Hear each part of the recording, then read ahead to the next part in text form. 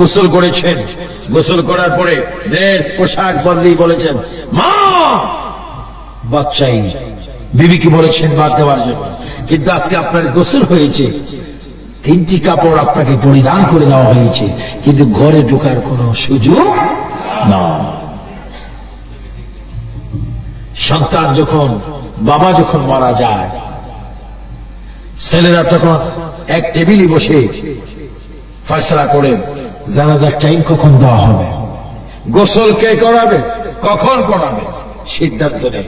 বাবা চিৎকার দিয়ে কাচ্ছে, হে আমার ছেলেরা, আমি এতক্ষণ তোর পিতা ছিলাম, বিল্ডিং আমার, বাড়ি আমার, ঘর আমার, সম্পদ আমার, হতিয়ান আমার, ক্যাশ আমার, সব আমার। আমার নিঃশ্বাস চলে যাওয়ার পরে তোরা কি আমার পর হয়ে গেলি? আমাকে আমার বিল্ডিং থেকে বাহির করার জন্য তোমরা ফয়সালার মধ্যে বসে গিয়েছ। যখন লাশ ঘরের দরজা দিয়ে বাহির করে কিতাবে আসে, বাহিরে শরীয়তের মধ্যে দেখি লাশ তখন একটা চিৎকার দেয়, এ আমার ছেলে, আমাকে আস্তে আস্তে বাহির কর, আমি জলমের মতো বাহির হয়ে যাচ্ছি, আর এই ঘরে আমার ঢোকার কোন সুযোগ নাই। বাবা কাঁদবে, ছেলে শুনবে না। মদিনার থেকে ডাক দিয়ে বলবে, উম্মত, জুরাইরের বাসার থেকে তোমার লাশটা বাহির করে যখন ছেলেরা গোসল দেওয়ার জন্য নিয়ে যাচ্ছে, তুমি কাঁদছো, কিভাবে তুমি কবর থাকবে, কিভাবে তুমি অন্ধকার কবরের মধ্যে তোমার দিনটা কাটাবে? উম্মত, তুমি কেন কাঁদো? এটা তোমার বোকামি। তুমি যখন মরতেছিলে, আজরাইল যখন তোমার সামনে এসেছিল, শয়তান যখন তোমার ঈমানটা নেওয়ার জন্য এসেছে, উম্মত রে, তুমি কি দেখোনি তোমার ডান পাশে আমি দাঁড়িয়েছিলাম? কাঁদিস না, কাঁদিস না, ঘর তোর পর হবে, সমাজ তোর পর হবে, পৃথিবী তোর পর হয়ে যাবে। তোমার মধ্যে আমার প্রেম নিয়ে যদি কবরে আসো, তোমার লাশটা কবরের মাটিতে লাগার আগে আমি মদিনার থেকে যাইয়া আমার গোলাম বলি আমি তোমাকে কোলে স্থান দেব। সুবহানাল্লাহ। সুন্নি মুসলমান ভাইয়েরা, জুরাইনের মুসলমান ভাইয়েরা, বিভিন্ন জেলার ভাইয়েরা আওয়াজ দিয়ে বলেন, সে অন্ধকার কবরে আমরা রসুলের ফুল মুবারকে যাইতে চাই কি চাই না? সবাই একটু জোরে জোরে বলুন, গোসল করাইয়া কাপন পরাইয়া, জোরে, গোসল করাইয়া রাখিবে যখন কবরে শুয়াইয়া, লয় কোলে গোলাম বলিয়া, ইয়া রাসূলুল্লাহ, ইয়া রাসূলুল্লাহ। অন্ধকার কবরে যখন দিবে আমাকে, এই রাস্তার নাম কি? হাজী খুরশেদ আলী সর্দার রোড। রোড ঠিক আছে, কিন্তু সর্দার সাহেব এখন দুনিয়াতে, কিন্তু এই রোডের কারণে, এই রোড এখন রোড নয়, এটা বেহেশতের এই বাগানের কারণে সর্দার সাহেবের কবরকে আল্লাহ পাক জান্নাত বানিয়ে দিয়েছেন। আরো জোরে বলুন না সুবহানাল্লাহ। এই জন্য ভালো কাজ করে পৃথিবীর থেকে ভালো কিছু স্মৃতি রেখে পৃথিবীর থেকে বিদায় হওয়ার প্রয়োজন আছে কিনা? এই রোড আজকে জান্নাতের বাগান হয়েছে। আপনারই নূরের ঝলক লাগিয়া, বলেন, আপনারই নূরের ঝলক লাগিয়া কবরের আধার যাবে চলিয়া। সুবহানাল্লাহ। আর একটু চিল্লে যুবক ভাইরা বলো সুবহানাল্লাহ। নবীর নূরের ঝিলিক আমরা কবরে দেখতে চাই কি চাই না? আপনারই নূরের ঝলক লাগিয়া কবরের আধার যাবে চলিয়া, দয়া করিয়া দিও গো দেখা, বলেন, দয়া করিয়া দিও গো দেখা, ইয়া রাসূলুল্লাহ, ইয়া রাসূলুল্লাহ। মা আমেনা বলেন, আমার পেটের ভিতরে আখিরি জামানার নবী নূর মুবারক প্রবেশ করার পরে আমি ওযু করতে গেলাম, পানির কূপের সামনে গেলাম। পানির কূপের সামনে যাওয়ার পরে জমজমের পাশে একটা কূপের কাছে আমি গেলাম। প্রতিদিন সেখানে বালতি দিয়ে আমি পানি তুলি। আজকে দেখে পানি তুলতে হয় না, পানি অটোমেটিক আমার কদমের কাছে চলে এসে গেছে। পানি আমাকে সালাম দিচ্ছে। পানি বলে, আমেনা, ও আমেনা, তুমি ধন্য, তোমার তকদির ভালো। মা আমেনা বলেন, পানি যখন আমার সাথে কথা বলে আমি আশ্চর্য হয়ে গেলাম। পানি রে, গতকাল তোমার কাছে আমি এসেছিলাম, তুমি আমার সাথে কথা বলোনি। আজকে পানি রে, তুমি আমাকে স্বাগত জানাচ্ছ, আমার সাথে কথা বলছো। কারণ কি? পানির জবান করে যাবে না গো। গতকালকে নামে না, আর আজকে নামে না, আকাশ পাতাল বেশ কম। কয় কারণ কি? কয় কালকে তুমি ছিলা নবী মুক্ত, আজকে তোমার পেটের ভিতরে আখিরি নবীর আগমন হয়েছে। আরো জোরে বলুন না সুবহানাল্লাহ। মা আমেনা বলেন, পানির থেকে শুনলাম আমি আখিরি জামানার নবীর মা হয়ে যাচ্ছি। এবার আমি ঘরে গিয়ে একটা গ্লাস হাতে নিয়ে একটু পানি খাবো। হঠাৎ করে দেখি হাতটা যখন আমি গ্লাসের দিকে নিচ্ছি, গ্লাসটা অটোমেটিক আমার হাতে চলে আসছে। পানির কাছে যখন যাচ্ছি, পানি অটোমেটিক গ্লাসটা ফুল হয়ে গেছে। আমি বললাম, কিরে গ্লাস, তুমি আমার হাতে এসে যাও। পানি অফসাব এসে যায়। কারণ কি? পানি গ্লাস যৌথভাবে জবাব দিচ্ছে, আমি নেব। এই জন্য তুমি আজকে আনন্দের সাগরে পড়েছো, তুমি রহমতুল আলামিনের মা হয়ে গেছো। আল্লাহু আকবার, আল্লাহু আকবার। এখনো আমার নবী দুনিয়াতে আসেনি, এখনো মায়ের গর্বে। এই ঈদে মিলাদুন নবীর আলোচনা করতেছি। নবীজি আমার জিজ্ঞাসা করবে, আবু সুফিয়ান, আমি কি অন্যায় করেছিলাম? আমার জুরাইনের, আমার আশেক বয়েস ক্লাবের উম্মতেরা এত মোহাব্বত করে মাহফিল করেছে, তুমি একটু মিলাদুন নবীর কথা বললে না। আমি কি তোমার এমন কি অপরাধ করেছি? আজকে যদি আমি তোমাকে সুপারিশ না করি, তুমি কি করবা? এজন্য মিলাদুন নবীর কথাটা আপনাদের কাছে তুলে ধরতেছি আমার ভাইয়েরা। মা মানে এইভাবে বলেন, আমি পাথরের কাছে যাই, পাথর আমাকে সেজদা করে, বৃক্ষ আমাকে সেজদা করে, হরিণ আমাকে সেজদা করে, বাঘ আমাকে সেজদা করে, পানি আমাকে সেজদা করে। অর্থাৎ যেই দিকে যাই শুধু দুরূদ শরীফের আওয়াজ শুনি। আর হঠাৎ করে আমি আওয়াজ শুনতে পাই, আমেনা খামোশ, তুমি আখিরি জামানার নবীর মা, তুমি চলাফেরা করতে সাবধান। যেরকম সুবহানাল্লাহ। মা আমেনা বলেন, এইভাবে কয়েক মাস অতীত হল। এবার হঠাৎ করে আমি একদিন ঘুমাইলাম, ঘুমের ঘরে দেখি একটা বুড়া মানুষ, দুই একটা দাড়ি পাকা, খুব লম্বা। কত লম্বা? 120 হাত। জোরে বলে 120 হাত।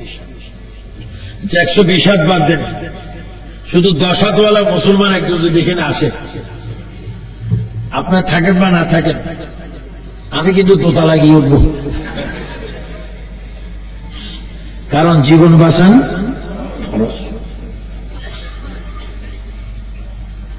মা মেনে বলেন, আমার ঘরে একটা মানুষ প্রবেশ করলো, 120 হাত, 60 গজ, 120 হাত। মানুষটা এসে নামাজের শুরুতে দাঁড়াইলেন এবং কাঁদতেছেন। আমি জিজ্ঞাসা করলাম, আপনি কে? হঠাৎ করে আমার ঘরে প্রবেশ করলেন, আপনার নাম কি? ওই মানুষটা কেঁদে কেঁদে বলে, মা, আমাকে কি আপনি চিনেন না? আমি পৃথিবীর প্রথম মানুষ, আমার নাম আদম আলাইহিস সালাম। আদম, হঠাৎ করে কেন আমার ঘরে আপনি আগমন করেছেন বলুন? মা আমেনাকে এই জন্য আগমন করেছি, আপনি আখিরি জামানার নবীর মা হতে যাচ্ছেন, এই সুসংবাদটুকু দেওয়ার জন্য আল্লাহ পাক আমাকে আপনার ঘরে পাঠিয়ে দিয়েছে। আল্লাহু আকবার বলেন। এবার বলেন, ইয়া রাসূলুল্লাহ, ইয়া রাসূলুল্লাহ বলবেন যারা, তাদের কলবটা হয়ে যাবে মদিনার শহর। আর একটু জোরে বলেন, ইয়া রাসূলুল্লাহ।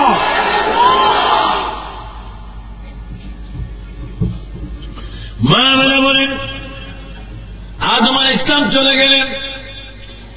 আবার কয়েক সপ্তাহ পরে একজন মানুষ আমার কাছে আসলো, ওই মানুষটার চুল একটু লম্বা লম্বা, সুন্নতি চুল, বাবলি চুল, চেহারাটা পূর্ণিমা চাঁদের মতো।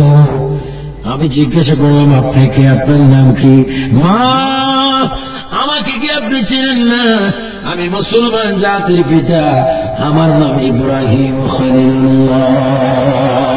মাগো, আপনার পেটের মধ্যে আখিরি জামানার নবী, এই সুসংবাদটুকু দেওয়ার জন্য আল্লাহ পাক আমি ইব্রাহিম খলিলুল্লাহকে আপনার ঘরে পাঠাই দিয়েছে। মিলাদুন নবী, মিলাদুন নবী বুঝলে নিয়ামত, না বুঝলে কিয়ামত। আপনার কি নিয়ামত চান না কিয়ামত চান?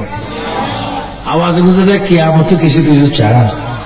আপনার জন্য নিয়ামত চান না কিয়ামত চান? নবীর মিলাদুন নবী আমাদের জন্য কি? নবীর মা মেনা বলেন, এবার 1.5 মাস মাঝখানে ফাগল। এবার একটা মানুষ আসলো, প্রায় 23 হাত লম্বা। ওই মানুষটি আমার সামনে এসে চোখের পানি ফেলে ফেলে যখন কাঁদতে লাগলেন, আমি জিজ্ঞাসা করলাম, আপনাকে? তিনি বলে, মা, ও মা, আমাকে কি আপনি চেনেন না? আমি মুসা কালিমুল্লাহ। সুবহানাল্লাহ। আমি মুসা কালিমুল্লাহ। মা, আমি এই হাতে থাপ্পড় দিয়ে আজরাইল ইসলামের চোখ বাহির করে ফেলেছিলাম। ও মা, আজকে শুধু আপনার কদমে এসেছি একটা সুসংবাদ দিতে। আপনার পেটে এমন একজন রসূল আগমন করেছেন, উনি না হলে আমিও জন্ম হতাম না। ও সুসংবাদ দেওয়ার জন্য আল্লাহ পাক আমাকে আপনার ঘরে পাঠিয়েছেন। চলে বলো সুবহানাল্লাহ। আল্লাহু আকবার।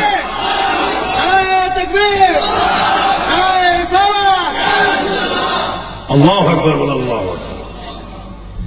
মুসা নবী বলেন, আমি হতাম না যদি আপনার গর্ভজাত সন্তান সৃষ্টি না হতো। এভাবে অনেক অনেক নবীদের আগমন। ইদ্রিস পয়গম্বর এসেছেন, হারুন আলাইহিস সালাম এসেছেন, দাউদ আলাইহিস সালাম এসেছেন, সুলাইমান আলাইহিস সালাম এসেছেন। সর্বশেষ একজন ব্যক্তি এসেছেন, উনি এসে আমার নবীজির মায়ের কদমের কাছে দাঁড়িয়ে আছেন। মা মেনা প্রশ্ন করেন, আপনি কে? মা, আমাকে কি আপনি চেনেন না? আমি চতুর্থ আসমান থেকে এসেছি, আমার মার নাম বিবি মরিয়ম। মাগো, আমার মা এমন একজন মা, যেই বিবি মরিয়মকে আপনার গর্ভজাত সন্তান আখিরি নবী আমার মা বিবি মরিয়মকে জান্নাতের ভিতরে শাদী করবে। জোরে বলুন সুবহানাল্লাহ। আল্লাহু আকবার। আরো জোরে আল্লাহু আকবার। আমার আপনার পেটের ভিতরে আখিরি জামানার নবী, আমি যার উম্মত হওয়ার জন্য প্রার্থনা করে আল্লাহর দরবারে আগেও কাঁদতেছি, এখনো কাঁদতেছি। ওই নবী আপনার পেটের ভিতরে মিলাদ হবে, আগমন করবে। ও সুসংবাদটুকু দেওয়ার জন্য আমি ঈসা রূহুল্লাহ আপনার ঘরে আগমন করেছি। আল্লাহ পাক এই খবরটুকু দেওয়ার জন্য আমাকে পাঠাই দিয়েছে। নবী যেমন, নবীর মিলাদুন নবীও তেমন। আর আজকে অনেকে মিলাদুন নবী করে না। মিলাদুন নবী করা বেদাত। মিলাদুন নবী করে বেদাত না, মিলাদুন নবী করে ইবাদত। যদি বলেন মিলাদুন নবী করা কি? আপনি কি বেদাত চান না ইবাদত চান? যিকরুল আম্বিয়া, হাদিস শুনুন, যিকরুল আম্বিয়া মিনাল ইবাদাতি ওয়া যিকরুস সালিহিন কাফারা। নবীজির জিকির করলে ইবাদত হয়। মা মানা বলেন, এত খবর শোনার পরও আমার পুত্রটা আমার পেটে আছে, আমি মা খোদার কসম আমি নিজে বলতে পারি না। আপনারা বলুন তো দেখি, কসম দিয়ে বলেন, জুরাইনের এই 3 দিন ব্যাপী ঈদ মিলাদুন নবী সাল্লাল্লাহু আলাইহি ওয়াসাল্লাম উপলক্ষে 3 দিন ব্যাপী 13তম এই ইসলামী মহাসম্মেলনে বসে বলেন, আপনাদের কাঁধে 2 জন ফেরেশতা আছে কিনা? আছে। জোরে বলেন কয়জন? সকলের কাঁধে কয়জন করে? কয় কেজি? কয় মন? কয় টন? ওজন নাই। এবার সবাই বলেন আছে কিনা? বিশ্বাস হয় কিন্তু মালুম হয় না। মা বাবা বলেন মুসলমান তোমাদের কাঁধে দুইজন করে ফেরেশতা আল্লাহ পাক দিয়েছেন। কোরআনে বলেন কিরামান কাতিবিনা ইয়ালামুনা মা তাফআলুন। আল্লাহ পাক দুইজন করে লেখনেওয়ালা ফেরেশতা আমার আপনার কাঁধে দিয়েছেন, কিন্তু আমরা অনুভব করতে পারি না। নূরের কোন ওজন নাই। আল্লাহর নবীর মা আমেনা বলেন আমার পুত্র নূরের নবী, নূরের কোন ওজন নাই, এই জন্য আমি বলতে পারি না। পৃথিবীর অনেক ছেলে মেয়েরা মা বাবার কলিজায় লাথি মারে, আমার পুত্র মোহাম্মদ যতদিন আমার পেটে ছিল আমার কলিজায় পর্যন্ত একটা লাথি মারেনি। মা বলে বলেন রবিউল আউয়াল চাঁদ আকাশ, আমার পুত্র পৃথিবীতে আসবেন, সময় হলো। এবার জিবরাইল ইসলাম প্রস্তাব দিলেন, আল্লাহর কাছে প্রস্তাব রাখলেন। কে? আল্লাহ। আখিরি জমানার নবীর মা ঘরে একা একই, নবী আসবেন, ওনার খেদমতের জন্য কিছু ধাত্রীর প্রয়োজন। যদি আপনি বলেন তাহলে আমি জান্নাত থেকে নিয়ে যাব। আল্লাহ বলে জিবরাইল তুমি সুন্দর কথা বলেছ, যাও জান্নাত থেকে বিবি আসিয়া, বিবি মরিয়ম, বিবি হাজরা, বিবি হাওয়া, এই চারজন মহিলাকে সসম্মানে হযরত আমেনার ঘরে নিয়ে যাও, তারা যেন আমার নবী আসা মাত্র খেদমত করে। চিৎকার দিয়ে বলেন সুবহানাল্লাহ। মিলাদুন নবী, এটার নাম কি? মিলাদ। তো নবীজির মা ঘুমাইলেন, আপনাদের অসুবিধা হয় না? প্রথম নারী আমার নাম বিবি হাওয়া। জান্নাতের ভিতরে গুমগুম খাইছিলাম, স্বামীকে হেরে কাঁদিছিলাম।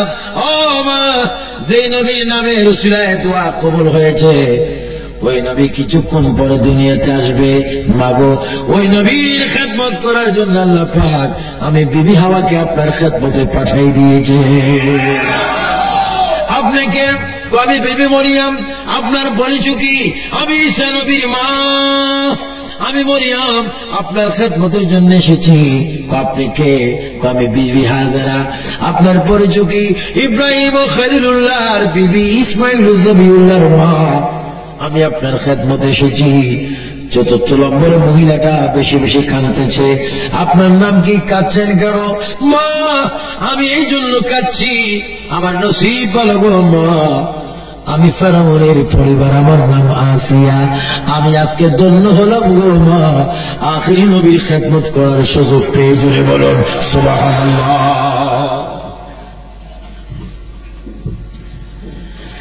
আমার ভাইয়েরা, শুধু একটি মহিলার কথা আমি আপনাদের সামনে তুলে ধরব। যারা নাকি মিলাদুন নবী মানে না, আমার নবী আগের যুগে ছিল, সেটাও যারা মানে না, তাদের জন্য দাঁত ভাঙ্গা জবাব। হযরতে বিবি আসিয়া ছিল ফেরাউনের স্ত্রী। আমি ফেরাউনকে মিশরে দেখে এসেছি, তাকে মোমের মধ্যে রেখেছি, দেখতে কত বিশ্রী। অনেক দূর থেকে আমি তাকে থুতু মেরেছি, কারণ তার মতো বেয়াদব অসভ্য বড় নাফরমান বান্দার কেউ নেই। সে নিজে নিজে খোদা দাবি করেছেন। আমার ভাইয়েরা, ফেরাউন ছিল মূসা নবীর যুগে, আর মূসা নবীর প্রায় 2300 বছর পরে, মূসা নবীর 2300 বছর পরে আমার আপনার নবী দুনিয়ার মধ্যে আগমন করেছেন। তাহলে বুঝে গেল মূসা ইসলামের সাথে সে আসিয়ার সম্পর্ক সেই যুগে ছিলেন। আসিয়া কেন আমার নবীর ঘরের মধ্যে আসলেন? কিতাবের মধ্যে আসে ফেরাউন নিজকে নিজে খোদা দাবি করেছেন, সবাই তাকে খোদা বলে স্বীকার করতেন। একদিন সে ডিক্লেয়ার দিলেন, আমার প্রজারা, আমি চাই তোমরা আমাকে শুনে শুনে খোদা বলবে, আমি তোমাদের উপর খুশি হয়ে যাব। হুজুরি বললেন, জানাব ফেরাউন, আপনাকে আমরা খোদা ততক্ষণ পর্যন্ত বলবো না যতক্ষণ আপনার বিবি আসিয়া আপনাকে খোদা স্বীকার না করবে। কি আমার বিবি কি আমাকে খোদা বলেন না কেন? যদি আমাদের কথা আপনার সন্দেহ হয় গিয়ে দেখি। ফেরাউন কথাটুকু যাচাই করার জন্য পাক ঘরের মধ্যে চলে গেলেন, যেখানে মা বোনেরা পাক করেন, রান্না বাড়া করেন। সেখানে ফেরাউন গিয়ে বিবি আসিয়ার কাঁধের উপর হাত দিয়ে ফেরাউন বলে, বিবি গো, আমি তোমাকে কত ভালোবাসি, তুমি আমাকে খোদা মানো আমি নিশ্চয়ই জানি, কিন্তু তুমি আজকে এমন ভাবে খোদা বলবে, আমি তোমার জবানের কথা যেন আমার নিজ কানে শুনি। আসিয়া চিৎকার দিয়ে আকাশের দিকে নজর করে একবার বললেন, আল্লাহ। সবাই জোরে বলে আল্লাহ, আরো জোরে বলে আল্লাহ। ইমান হেফাজত করার মালিক কে? আসিয়া ডাক দিয়ে বলে আল্লাহ। ফেরাউন আসিয়াকে আবার বলেন, তুমি কোন আল্লাহকে ডাক দিচ্ছ? আমি না তোমার প্রভু, আমি তোমার একদিকে স্বামী, একদিকে তোমার জন্য প্রভু, আমি তোমার গড, তোমার ইলা, তোমার স্রষ্টা। আসিয়া ফেরাউনের পায়ে ধরে বলে, স্বামী, এই কথা তুমি আমাকে বলবে আমি কোনদিন ভাবতে পারিনি। তুমি আমার খোদা হতে পারো না, তুমি আমার স্বামী। তোমার পায়ে যদি পচে যায়, রক্ত যদি পচে যায়, আমার জিহ্বা দিয়ে তোমার রক্তগুলা চষে চষে আমি খাবো, আমার চুল দিয়ে তোমার খেদমত করে দেব। তবে তোমার হাতে ধরি, পায়ে ধরি, মহান আল্লাহর সামনে একটা সেকেন্ডের জন্য আমি তোমাকে প্রভু স্বীকার করতে পারি না। সুবহানাল্লাহ, সুবহানাল্লাহ। ঈমান দেওয়ার মালিক কে? আল্লাহ। ফেরাউন গোসা হয়ে গেলেন, সিংহাসনে গিয়ে বসলেন। উজির, তোমার কথা সত্য, আমার স্ত্রী আমাকে প্রভু বলে না, এটা তুমি আর আমি জানি, কিন্তু এমন একটা বুদ্ধি তুমি আমাকে দাও যে বুদ্ধির কারণে আমার স্ত্রী আমাকে প্রভু বলতে বাধ্য হবে। কোথায় যদি বুদ্ধি নেন, আমি আপনাকে বুদ্ধি দিচ্ছি। আপনার স্ত্রী আসিয়া কোনদিন চন্দ্র সূর্য দেখেনি, বেগানা পুরুষ তার চেহারা দেখেনি।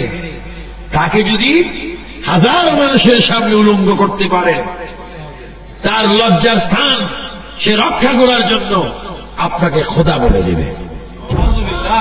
জোরে বলুন না, নাউজুবিল্লাহ। যত বড় অসিব্য বুদ্ধি, তোর অসিব্য মার্কা শায়েখ কথাই হোক।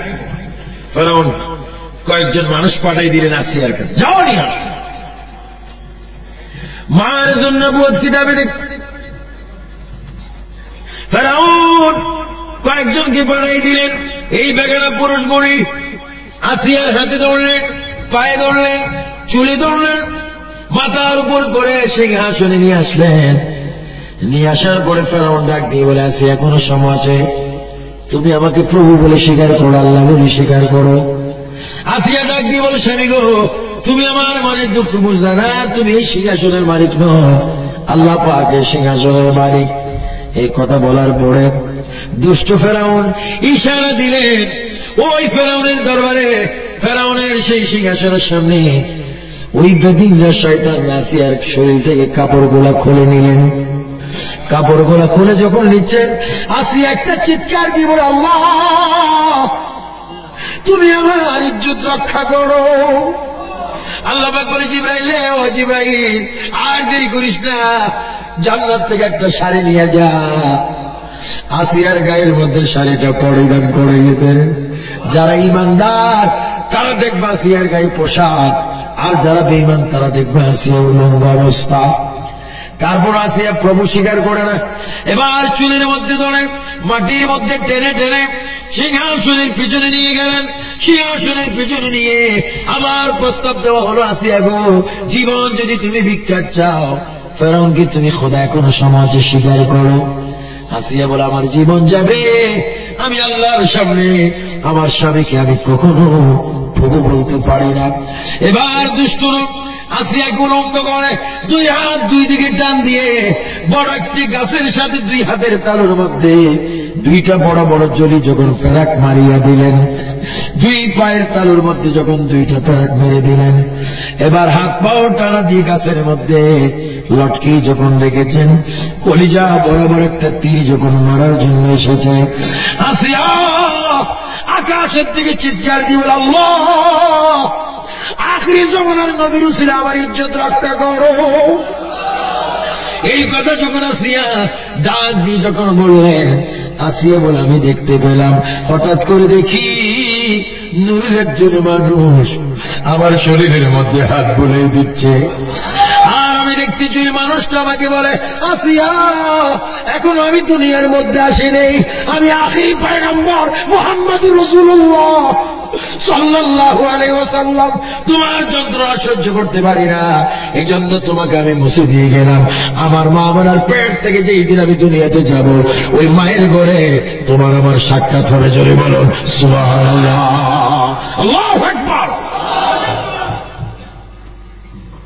আমার ভাইয়েরা, তাহলে বুঝা গেল সর্বযুগে, সর্বকালে, সর্বসময়ে, সৃষ্টির প্রথম থেকে আজকের দিন পর্যন্ত, আজকের দিন থেকে কিয়ামত পর্যন্ত অল সময় আল্লাহর নবী উম্মতের খবর রাখেন। জোরে কোন সুবহানাল্লাহ। এটা আমাদের বিশ্বাস হয় কি হয় না? আরো জোরে হয় কি হয় না? যেহেতু নবী রাহমাতাল লিল আলামিন। এই জন্য মা আমিনার গড়ে আসিয়া আসলেন।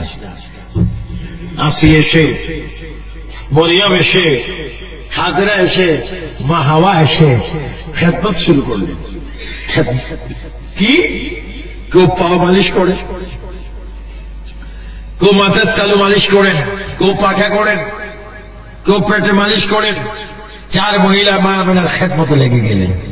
মা আমিনা বলেন, আমার পেটে কোনো ব্যথা নেই, নাপাক কোনো পানি নেই, হঠাৎ করে দেখি কুদরতি একটা অপারেশন হয়ে গেল। আমার দেশে সিজার হয়, বিকল্প ভাবে সন্তানদেরকে আনা হয়। আল্লাহর কুদরতি ভাবে নবীজি মা আমিনার সিজার হয়ে গেল।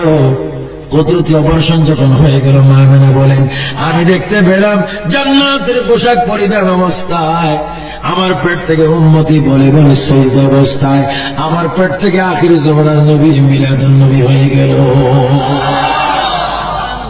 আল্লাহু আকবার।